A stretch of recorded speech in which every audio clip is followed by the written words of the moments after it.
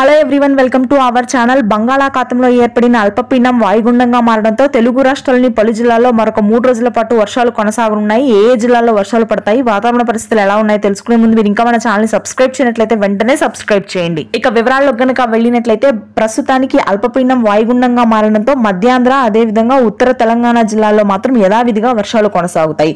మధ్య తెలంగాణ జిల్లాల్లో కూడా ఇవాళ రేపు భారీ వర్షపాతం నమోదవుతుంది. పలు జిల్లాల వారీగా చూసుకున్నట్లయితే కామారెడ్డి, నిజామాబాద్, జగిత్యాల, మంచిర్యాల, నిర్మల్, సిరిసిల్ల, కరీంనగర్ అదేవిధంగా వరంగల్, హన్మకొండ భాగాల్లో కూడా భారీ వర్షపాతం నమోదవుతుంది.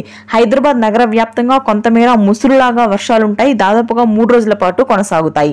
ఆగస్టు 20, 21 తేదీల్లో మరొకసారి ఉత్తరాంధ్ర జిల్లాలకి భారీ వర్షపాతం నమోదవుతుంది.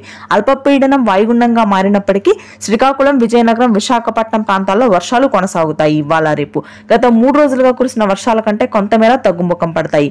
రికార్డు స్థాయిలో 15 నుంచి 18 సెంటీమీటర్ల వర్షపాతం నమోదైంది. శ్రీకాకుళం, విజయనగరం, విశాఖపట్నం, తూర్పుగోదావరి, పశ్చిమ గోదావరి జిల్లాల వరకు కూడా.